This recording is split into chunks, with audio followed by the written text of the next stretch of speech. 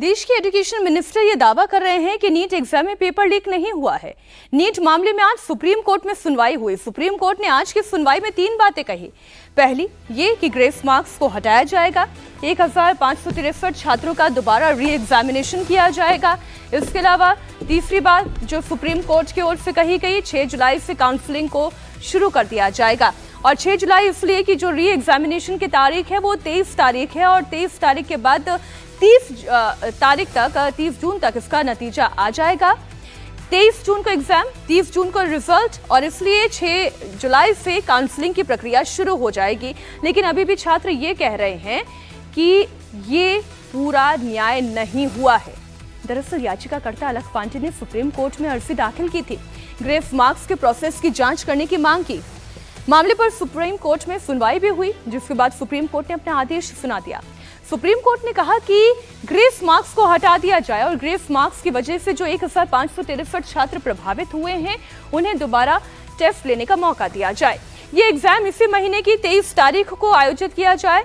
मतलब ये कि अब से ठीक 10 दिन के बाद एग्जामिनेशन कंडक्ट किया जाएगा और 30 जून तक इसका रिजल्ट जारी कर दिया जाएगा और 6 जुलाई से काउंसलिंग की प्रोसेस भी शुरू हो जाएंगे। हालांकि देश के सर्वोच्च न्यायालय ने छात्रों के सामने 2 ऑप्शन भी रखे हैं।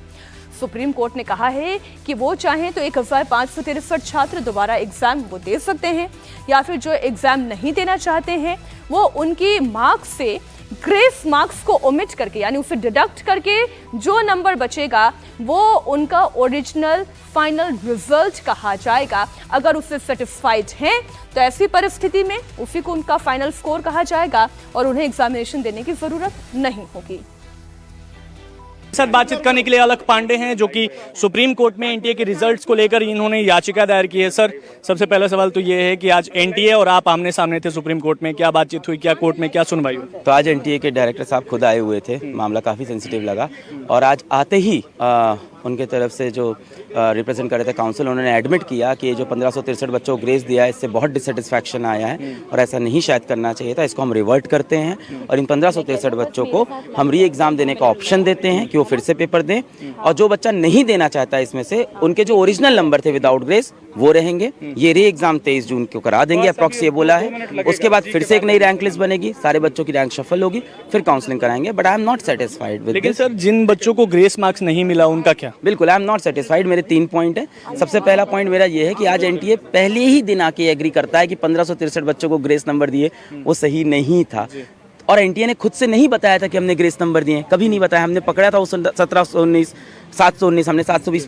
तो क्या एनटीए और भी ऐसी बहुत चीज़ें कर रहा है जो बाहर नहीं आती हैं और रह जाती हैं, जब हम सुप्रीम कोर्ट पहुंचते हैं तब निकलती हैं? तो there should be a committee जो इनके पूरा डेटाबेस का ऑडिट करे और पता करे, क्योंकि दिस इज वेरी शॉकिंग कि एक सरकारी एजेंसी आ जाती है एनटीए और बोलती है कि हाँ ये डिसीजन गलत था और 7 दिन से कह रहे हैं कि सारा चीज़ सही था। तो ऐसी और भी चीज़ें करते हैं। दूसरी बात, उन्हीं बच्चों को ग्रेस नंबर मिला, उन्हीं को रीटेस्ट की अपॉर्चुनिटी मिल रही है जो माननीय हाईकोर्ट पहुंच गए और बताए कि हमारे समय का नुकसान हुआ।